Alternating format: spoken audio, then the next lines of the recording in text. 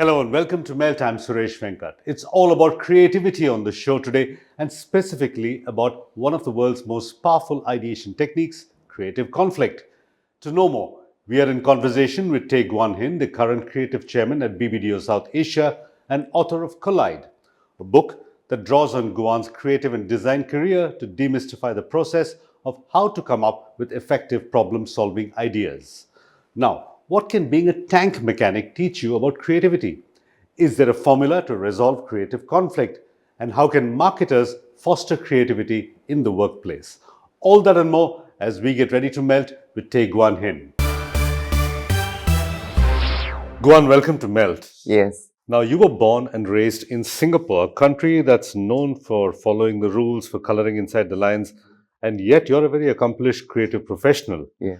Did you have to overcome your Singaporean upbringing in order to be who you are today? So I was born in a family of doctors, as you can imagine. I mean, in an Asian country in Singapore, we're very ambitious. Either you're a doctor or an engineer or some scientist. So my dad was a very famous doctor. His name is Dr. Tay Chong Hai. He discovered Southeast Asia first disease called the Tay syndrome, which we're all very proud. So there's a lot There's a of syndrome named after yes, him. syndrome named after him. And my mother, she also had a clinic called Tay Guan Clinic. So I had a lot of pressure in Singapore to perform and to be, to excel in my academic studies and to do well in exams. Unfortunately, it is impossible for me to study because I couldn't focus. There were some things that I was too fidgety, but I did love art. So, for example, in a science course in biology, people would study the parts of the butterfly. I would make the butterfly beautiful in terms of its drawing and stuff. I would doodle a lot in school. But there was something that happened in school that really disrupted my life, which is a principal called me to her office. And teachers were complaining that I wasn't studying enough, right? And she brought my mother in, and it was quite terrifying for my mother because, I might be expelled, right? But what she said was something that I'll never forget. She told my mother, Guan Hin has a passion, please develop that. And at that time, right, it was quite an eye-opener for my parents. And so they really supported me to develop a passion for art. And slowly I started, went to school in advertising, and that's where I am today. Now, many people think that creativity and breaking the rules and colliding, like your book Yes. says, is okay for artists, for writers, for designers, for advertising people, but doctors, lawyers, tank mechanics, which you were, should actually follow the rules and stay in their lane. Is it true that creativity is only for artists and writers, designers, and so-called bohemians? So I think there is the belief that creative belongs to the art world, right? Which is the artists, the dancers, the theater, in terms of film. But I think creative in today's terms is about problem solving. So when you solve a problem in a way that's unusual, for me, that's being creative. So being a tank mechanic, yes, I understand that, you still need to, change the tires, the oils, but there are really creative ways to save on time. There's really creative ways to, clean the tires. So what I'm trying to say is that creativity is about finding unique, interesting ways to solve problems, but to also develop some techniques that might help you to enrich your life. Guan, your book is called Collide, Yes. right? And you propose this idea called creative conflict. Now, I don't know about you, but most of us in India at least go out of our way to avoid conflict. We're trying to smooth things over. We're trying not to fight with each other.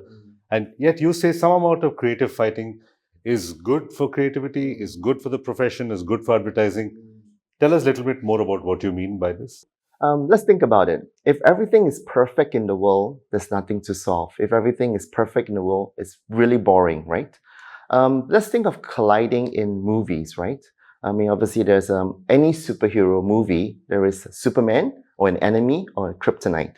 Without any conflict in movies, without any conflict in conversation, fun. without any conflict in anything that happens, nothing happens. So I think conflict or colliding makes things interesting. In our life story, we have authentic lives, right? And we tell rich stories through our lives. And it's the conflict that brings the best out of us. How we handle the conflict is something, it is important. So in the book, it is about embracing conflict to boost creativity. So you spoke about, people are running away. I specifically put the word embracing because when you embrace conflict, you're much more, I think you're bolder and you discover stories that helps you to overcome things.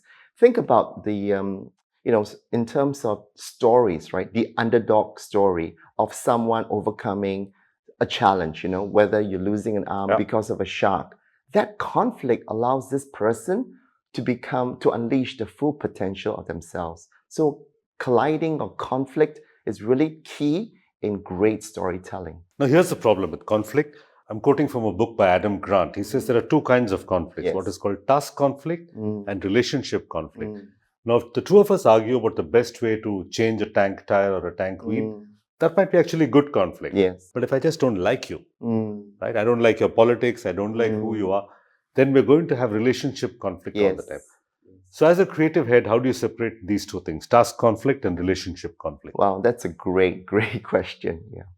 I think task conflict, which is what this book is all about, which is about creative conflict. So I think the book is to talk about how conflict or colliding can boost creativity. When it comes to relationship conflict, I'm not an expert, but I do recommend in terms of assessing the point of view from the other point of view, the other person. Because I think when you understand why the conflict happened, it's easier to try and come in terms of agreement. One of the techniques I use is active listening. And when you actively try to listen and not argue, when you try to actively understand where the person is coming from, I think the conflict can be, resolved much easier. Obviously, there are very difficult people in life, and I think that's something maybe it's tough to move on. But for me, it's important that you yourself try and resolve the conflict and find ways to work together.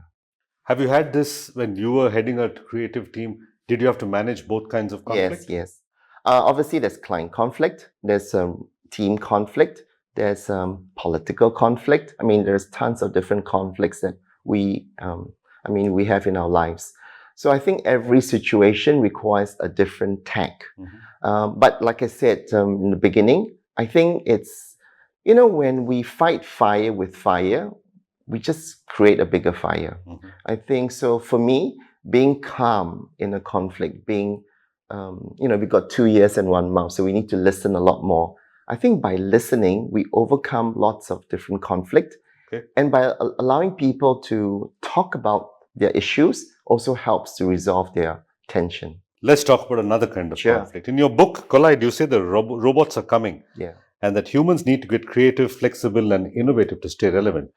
How are you so sure the robots won't get creative, flexible, and innovative? We're already seeing early signs of paintings painted by robots that art critics cannot distinguish from human paintings. True. So what happens if they get all these qualities as well? I can't really predict the longer future, but as of today, I mean, most of the AI created it's collected through a lot of human data.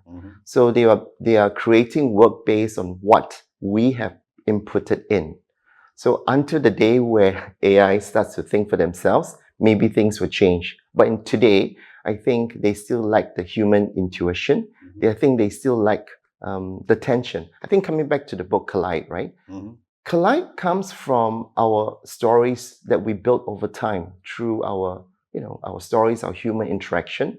So unless the robots have able to understand these little nuances, then we'll probably be in trouble. But today, I think they're mining all the data.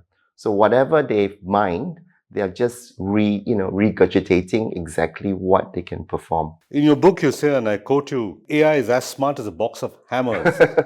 That it will never be able to work like an organic brain. The word never. Yeah. I know in technology, saying the word never is a dangerous thing. Yes, what makes you so confident that AI will never think like an organic brain? Okay, so the word is organic, organic brain, right? So in my experience so far working with all the tools, the organic thinking, where sometimes you need to make a mistake. Let me give you an example. Actually, I like to share a story. When I was doing a copywriting class in Los Angeles and Pasadena, in Singapore, we are actually the most one of the most robotic people. I mean, if you don't mind, I mean, probably I've I been to might. Singapore, I know. I mean, we want everything to be perfect. We want everything to be in order. We want everything to be, the best of the best of The the whole best. country Yes, is perfect. correct. The perfection. So, is perfection human? Not at all. Exactly. What makes us human is the faults. What makes us human are the scars. What makes us human are the, sort of historical issues that we have with our lives. And that human quality might never be replaced because obviously, if AI is able to understand how human feels, I agree, then we're in trouble. So I think that organic brain and all the history of the imperfection is what would make us very human. All right, Guan, now let's talk about dinosaurs. You speak Mm. about companies like Yes. Pan Am, Borders, the bookstore, and Blockbuster, the video rental. All these companies that became dinosaurs along with many others. But it's easy to look back and Yes, say hindsight is agree. 2020. Agree. Can you point out some companies today that are likely to become dinosaurs? And I want you to name names here. Let me give it a try. But let's sort of go back in history, right? Let's talk about Netflix or actually Blockbuster. Mhm. They were very dominant in the rental film industry, and they had lots of stores going, and obviously it's very profitable. When it comes to adapting and changing, it is quite difficult to kind of reinvest, right? And when Netflix came, obviously the whole rental, VHS industry has been But it destroyed. didn't happen overnight. Yes, it didn't happen Netflix overnight. first started Yes, couriering DVDs to you, similar to exactly. Blockbuster. They Yes. could have caught up with Netflix Yes, then. correct. They could have. So the big question is, they could have, they should have, why they didn't do it. Obviously, They're both dinosaurs and ostriches at the same time. Maybe that's why. That's a good one. Dinosaurs and ostriches, yeah. So I think the first step in identifying any of these companies, right, is the realization that they're going to be heading in a different direction because technology has changed. With the introduction of Facebook or social media, that changes the whole landscape. So for me, maybe let's talk about automobiles, right? I mean, the rise of EV cars. I think if a car company has not adopted EV quick enough, I think they'll be obsolete pretty soon. Let's talk about marketing, actually. I mean, let's talk about agencies. I mean, we're now at the point where we're transforming. I, myself, right? I mean, I've been in industry for about 30 years. I need to quickly adapt and change. So I think looking at different industries, whether you're in the, healthcare. Let's think about healthcare. I just listened to a podcast last night, right? And it was quite interesting. This guy said that in the future, if a machine is not operating you, you should be scared because humans are faulty. And that made me think maybe healthcare. I mean, that's one thing that could fall into extinction if you do not adopt technology quite soon. But you said marketers. So how should Yes. marketers adapt to avoid becoming ostrich dinosaurs? Yeah. It's in a crossroads for me right now. I've heard stories of, marketers being so AI'd that the work is it's not authentic because you're using, ChatGPT, you're using lots of images that looks pretty fake. And it's beautiful. So I think beauty without the soul is not going to get cut through the clutter. Whereas, when we do our marketing or creative, what we're looking for is something that's relevant, something that's human, something that sparks conversation. So for me, it's about adapting the AI tools that we have right now and using it to be able to work within our marketing strategies that we will be able to do. So let me give you another example. So copywriters, right? I mean, we have always given, jobs to copywriters to write tons of copy. And now with AI introduced, we have tons of copy written. Whether it's right or wrong, it gives us the ability to read tons of copy before we can choose the right concept to share with the clients. So I think what AI does, it gives us, instead of being a copywriter today, I think we're editors in terms of how... So let AI do the first draft and you do the more exotic drafts. Yeah. Go on, you use a number of examples of creative campaigns in your book. many of which went against conventional Sure. ideas. The moldy burger, for instance, Yeah. from Burger King, that went on to win awards. Yeah. Are you being a bit selective? Lots of those creative ideas backfired, and we know examples as Sure. recent as last week in India, Yeah. when an agency thought they had a creative idea, but it backfired Yeah. completely, and they had to back down. Is that why creative people don't want to think of unconventional ideas? The risk of backfire and I mean, if we don't try, we won't know. I think that's important. Anything good can be also bad. So I think there's a fine line there. yes, yeah, there's a fine line. So when I talk about my book, right, I'm trying to use the best examples in a category to illustrate a point. But in certain campaigns or in certain conditions, I mean, you've got different tonality that you've got to fit within the client's parameters. You've got certain conditions that fit within the country's parameters on what's allowed and not allowed. So maybe what works in America might not work well in India. But I do think that understanding the client's needs, understanding the customer's appetite would determine how successful your campaign would be.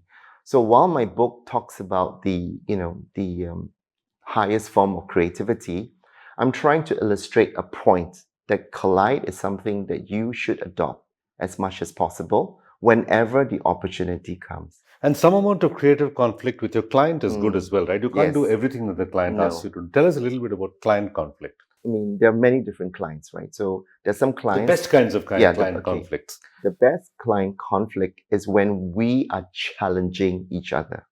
So it's not like they're telling us what to do and we don't want to obey. I think if the result is better work, if the result helps us to push the boundary, that's a great, creative conflict to have. Do you have a favorite client? Yes, we have a client right now that we're working on called MOH Holdings. And we recently, last year, created a piece of work called The Power of Care. And what we tried to do is the problem that we're trying to solve is that Gen Z, it's obviously is They don't look up at hoardings, yeah. they're all looking down at their phones. Exactly. Not only they're looking on the phones, they're into gaming, they're into lots of different digital aspects. But it was very difficult to get Gen Z to be interested in healthcare. It was very difficult to get Gen Z to be interested in nursing. So we created an in-game in Fortnite. I know I don't look like I'm Gen Z, but I know what Fortnite is. So and you think about any gameplay with guns and stuff, it's all about killing to win. It's all about killing to win as a team, as a community. So we want to build a community that would embrace the power of care. So what we did, we turned the art of killing into the art of healing. So a number of people rush to your aid when something is wrong? Yeah, so if within the game play, there is this, health little. Yeah. So if someone is dying, you throw a splash, right? And it sort of heals someone. So the game was created through 3 different challenges where 2 people have to heal each other to overcome the obstacles to win the game.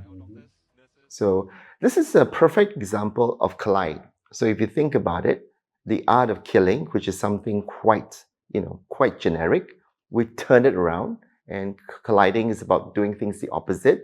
So changing the, killing into healing to win.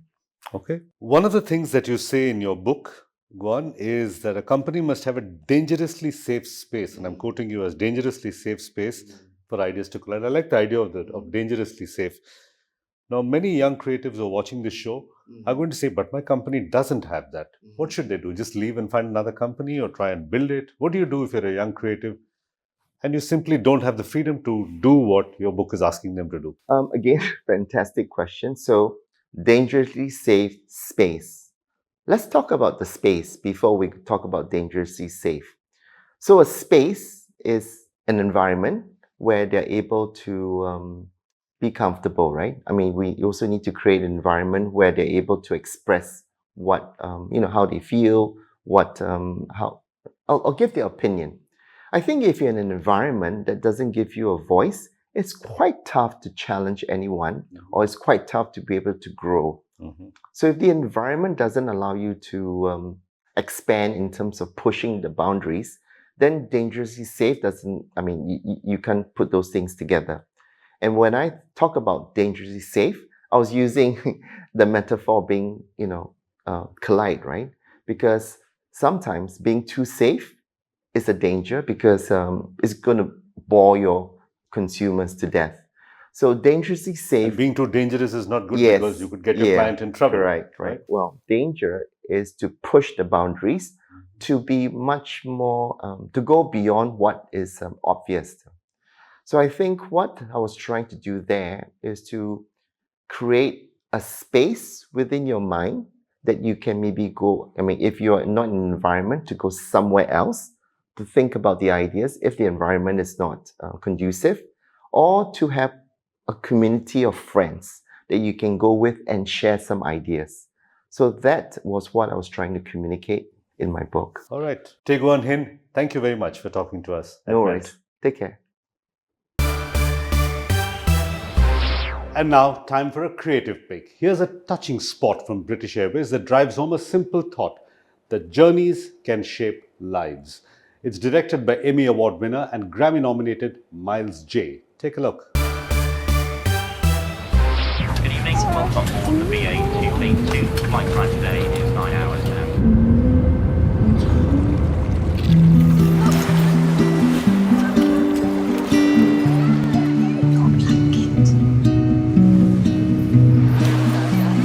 Someone should have told you that you'd always have a place to go.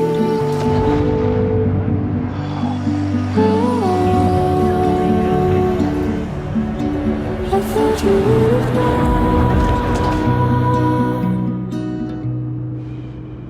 I remember when we would hang about and follow our dreams. Near the stars.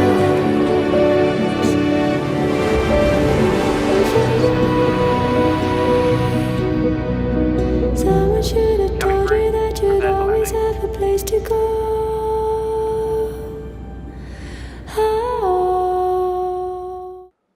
With that, it's a wrap on Melt today. Keep following Melt on social media. The handle is Ready to Melt, or simply log on to readytomelt.com. If you'd like to follow me, I'm @Suvenk on X. Till next week, goodbye. Thanks for watching.